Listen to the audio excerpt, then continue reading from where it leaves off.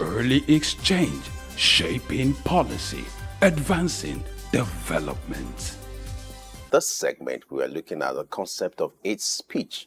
What will that mean and what will be the impact of that on our society? Let's begin the business of shaping policy in this regard by bringing in Victor Jibunoh, who is the managing partner, corporate, commercial, and general legal services at Optic Legal Consulting. Victor, glad you have you join us on LXN this morning. Yeah, the pleasure is mine to always join SOUQ News in discussing social issues. It would have been awesome to have been with you in your studio, but I'm a little busy attending to some other issues. So you guys All will right, have to Victor, we cut quite it out. understand and we appreciate you for your patriotism. Yeah, So let's look at yeah. the concept of hate speech. For our viewers to understand, as a legal practitioner, I would like you to provide a background and giving us legal references of what hate speech is all about. At what point will a speech be qualified as hate speech? Talk to us. Okay.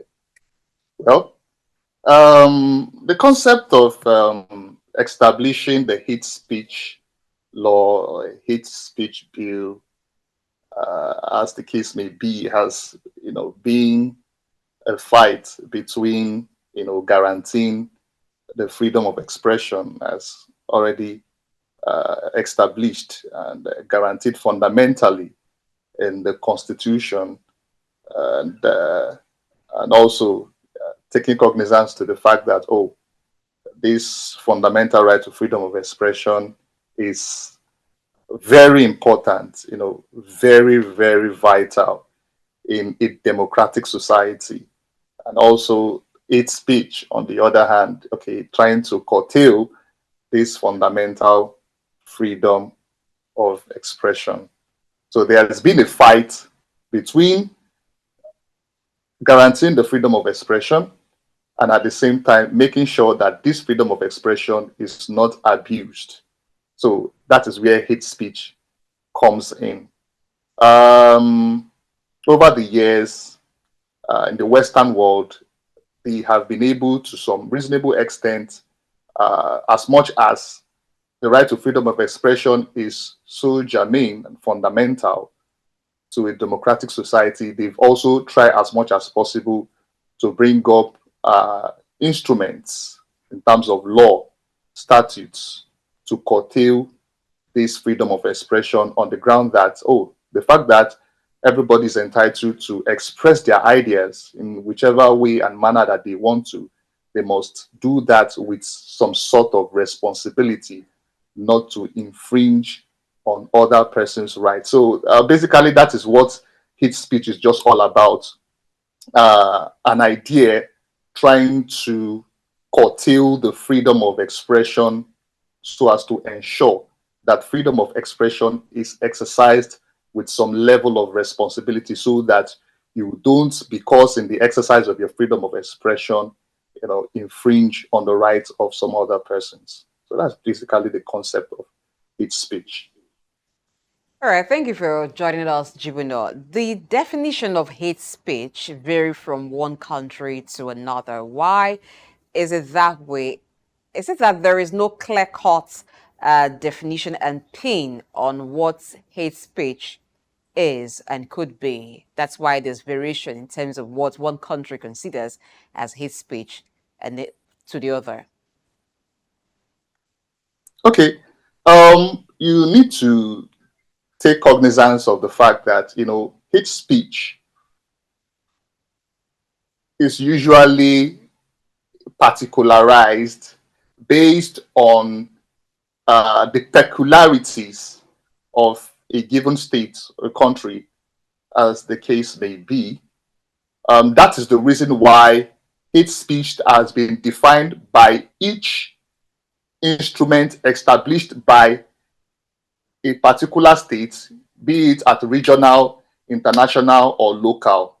They try to mirror their definition of what hate speech is based on their peculiarities.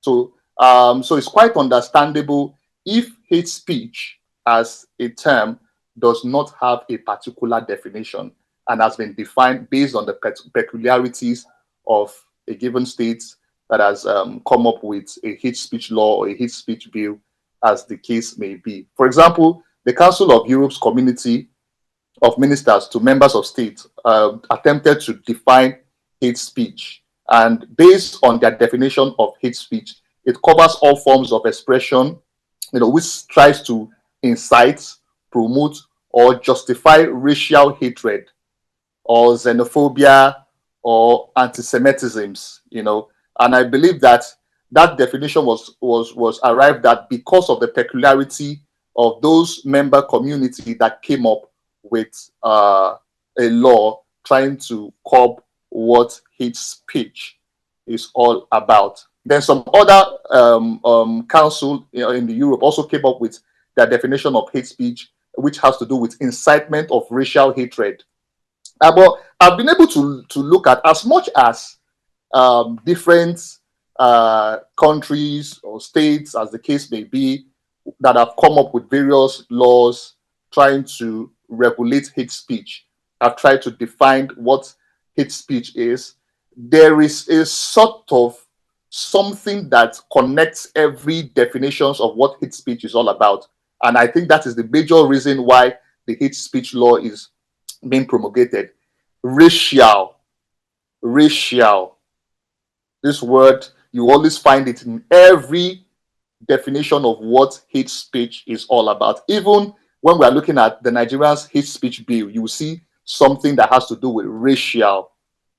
So anything that has to discriminate racially, any act, words, conduct that has the capacity of racially discriminating you will be termed as hate speech. So yes, that's my position. So as much as there are various definitions of hate speech, there's one connecting factor, which is racial discrimination. Anything that is capable of inciting racial discrimination will be termed as a hate speech. So, all right, Victor, I would like you to establish the relationship between freedom of expression and hate speech, the relationship and the contrast. Maybe you also draw the thin line between freedom of expression and hate speech. Okay. Now, freedom of expression, I'm going to look at our own law when it comes to freedom of expression. And I will tell you, by virtue of Section 39 of the 1999 Constitution of the Federal Republic of Nigeria as amended, which talks about the right to freedom of expression, of course. And when you're talking about the right to freedom of expression, there's a whole lot of components that comes with having the right to freedom of expression, which also includes the right for you to own social media, okay? For you to own a wireless broadcasting media, television, or cinematography, films. These are the components that that the right to freedom of expression talks about. Now, on the other hand, hate speech. Right to freedom of expression is more or less like an hate speech. They are words and opposites, in the sense that, oh yes, you have your right to freedom of expression, okay, but the hate speech is saying, yes, for you to be able to exercise your right to freedom of expression without being curtailed, you must do that with some sort of responsibility. Hate speech, of course, recognizes your right to freedom of expression, but it's saying that this right to freedom of expression has certain limitations. That is what hate speech is saying. So they are like two sides of the coin. The right to freedom of expression, yes, right to own social media, right to own television, right to own wireless broadcasting, right to freedom to express your ideas, most especially now that we are in a democratic society where everybody has freedom to share his political ideas. Okay, but now hate speech is saying that yes, as much as you have this right to express yourself, share your political ideas on social media, talk to people about your ideas, making them, selling out your ideas to them and making them to believe your ideas. As much as you are doing that, you have limitations to that. That's what hate speech is talking about, which means you must do that with some sort of responsibility. And this is where hate speech comes in. Still quoting the provision of the Constitution, we look at Section 45 of the 1999 Constitution, and what does it say? That all the provisions from Section 37 to 41 of the Constitution is curtailed by Section 45 of the Constitution, which provides that nothing in Section 37, 38, 39, 40, and 41 of the Constitution shall invalidate any law that is reasonably justifiable in a democratic society in the interest of defense, public safety, public order, public morality, or public health, or for the purpose of protecting the rights and freedom of others. Now, this is where hate speech comes in. Okay, so hate speech comes in under Section 45 of the Constitution that says, of course, you have the right to freedom of expression according to Section 39, but nothing under Section 45 will be invalidated as a result of your right to freedom of expression, provided that such law is made for the purpose of maintaining the defense, public safety, public order, public morality, public health, and for the purpose of protecting the rights and freedom of others. Now, where the issue comes in now, the hate speech bill or hate speech law, as the case may be, has it been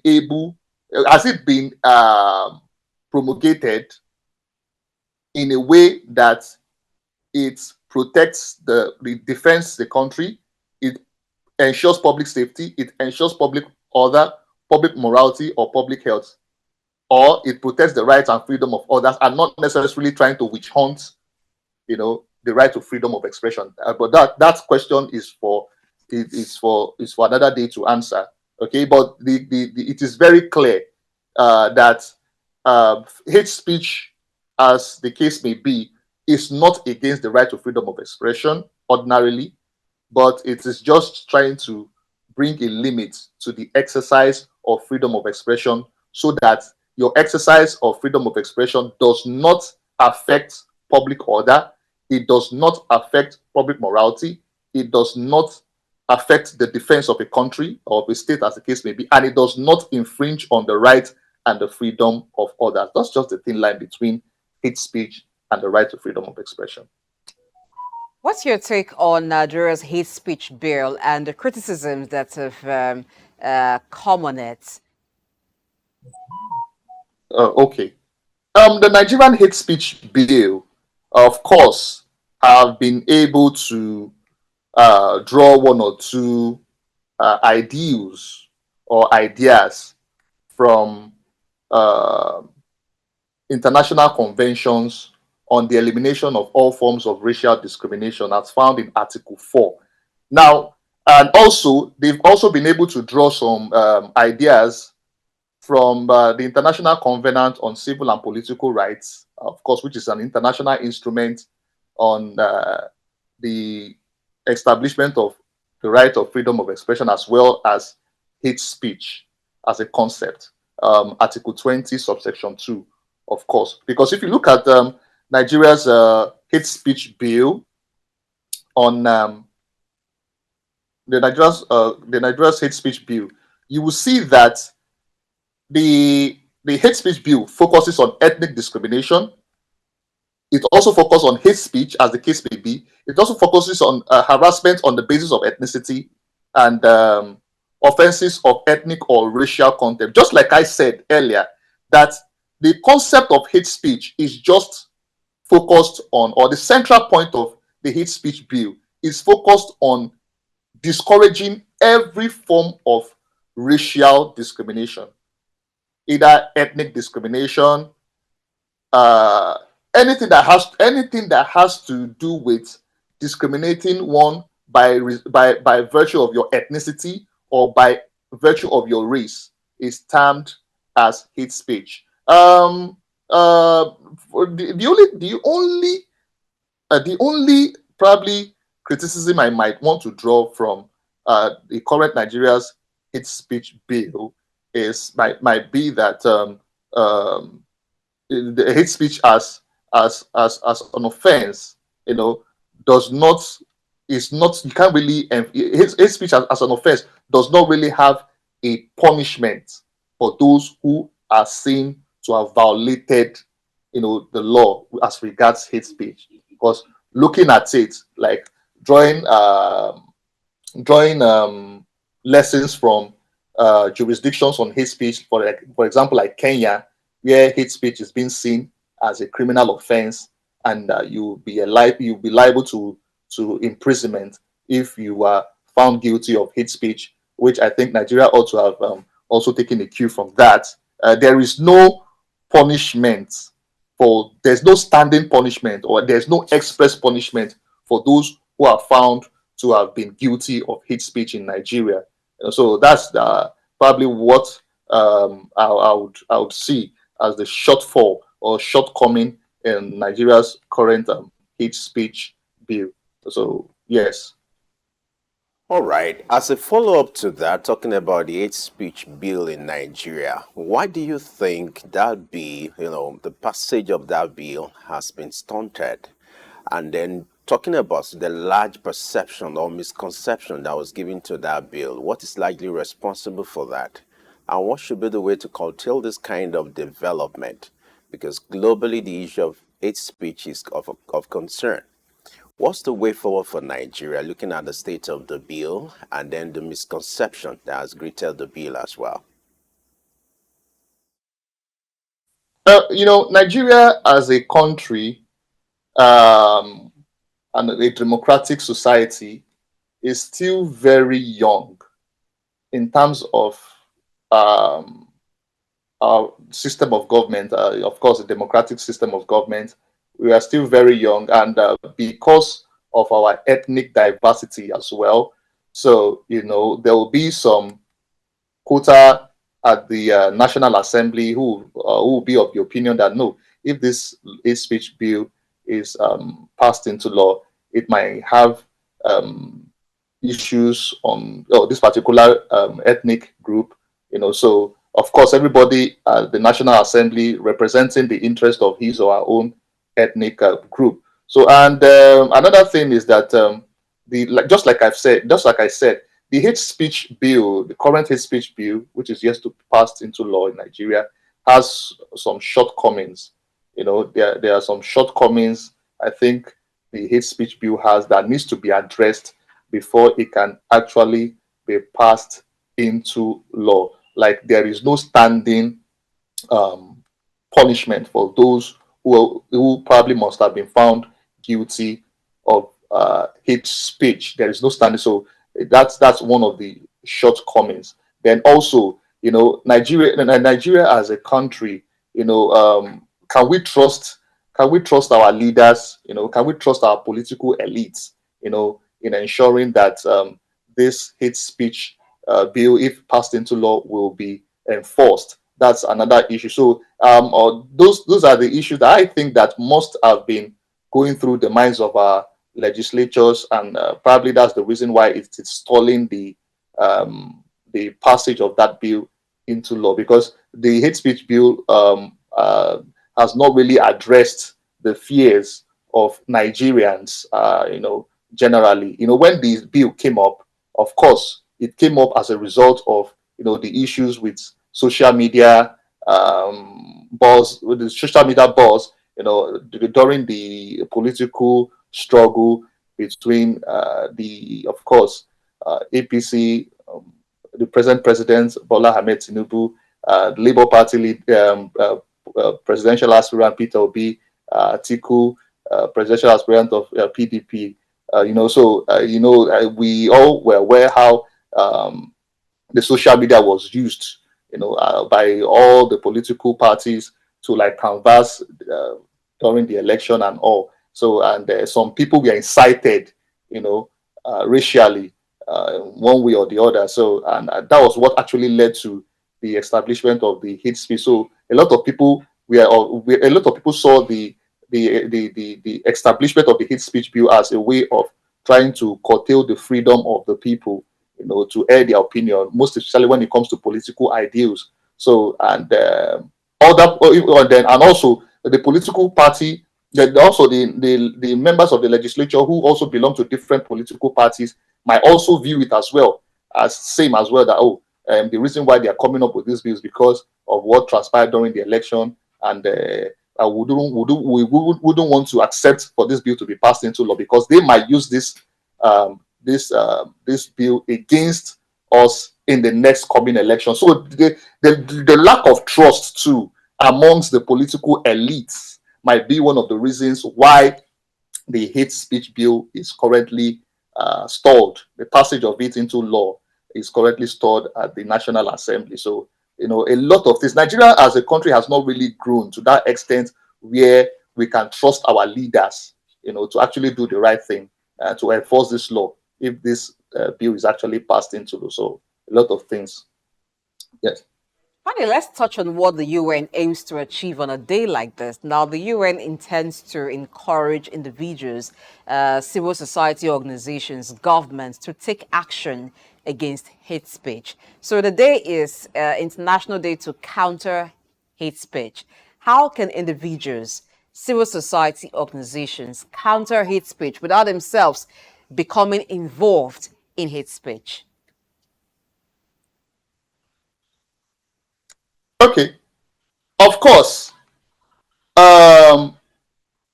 freedom of expression, which is a fundamental, which the hate speech is trying to limit or to curtail, cannot be overemphasized.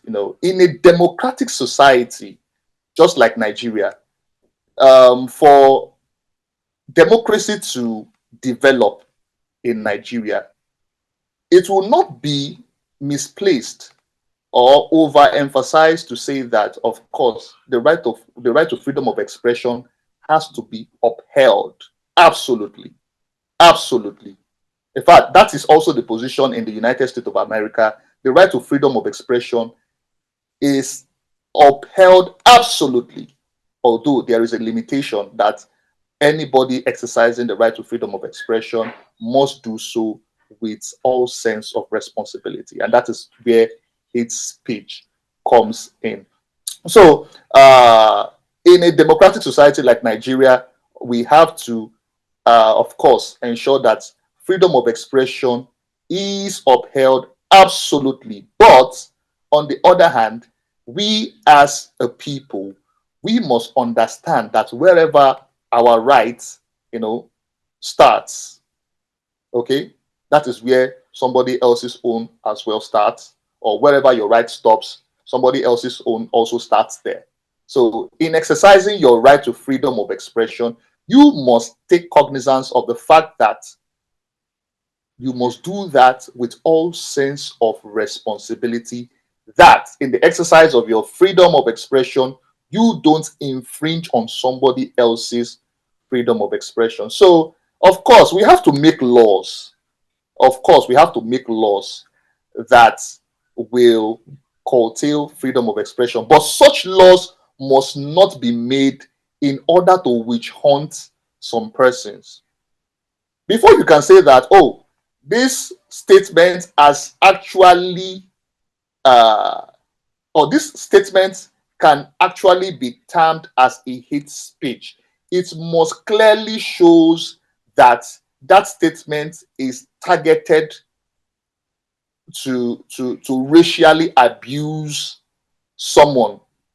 It is targeted to racially abuse a particular individual that can be identified, and not, a statement that has been made that is not an open statement that can be termed in different ways. It must show totally, absolutely, unequivocally that this statement was targeted at racially abusing a particular person before it can pass as hate speech. So that is the fear that we have in Nigeria.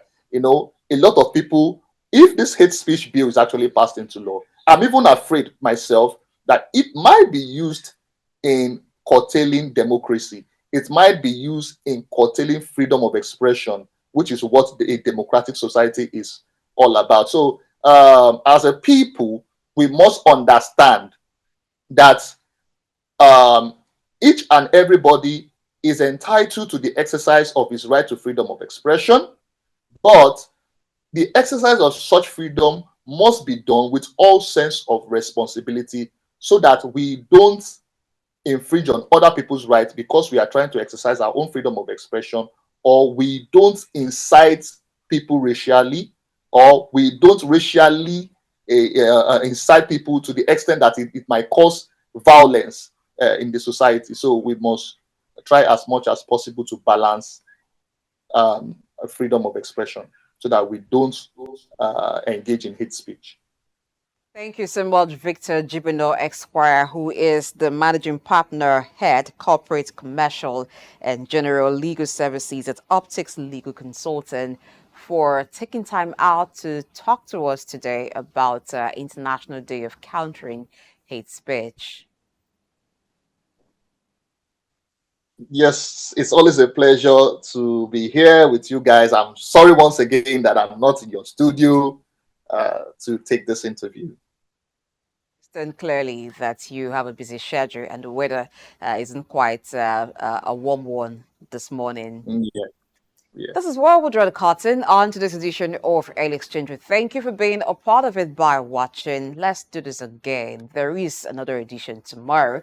It will begin at 8 a.m. West African time. You can follow us on our social media platforms at SOUQ News TV. Drop a comment. The conversation doesn't end on this table. You're free to share your comments, what you think about the issues of discussed today. And you can also leave a comment on our social media channel at SOUQ News TV on the discussions of today. You can watch this edition and several other shows on SOUQ News there. Again, it's at SOUQ News TV. I am Blessing AJ. Enjoy your day and make sure that you do not say one hate speech or the other about any person, any group. Remember that where your right stops, that's where another person's own starts.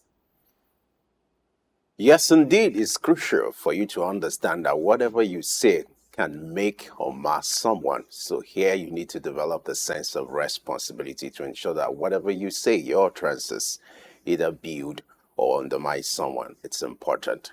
Don't forget that the conversation continues on our social media platform at SOUQ News TV, and the Market Insight comes up at 11. Just like Early Exchange will return tomorrow, Early Exchange will get bigger and better. I am Femi Ayodele. Thanks for watching. I'll see you tomorrow.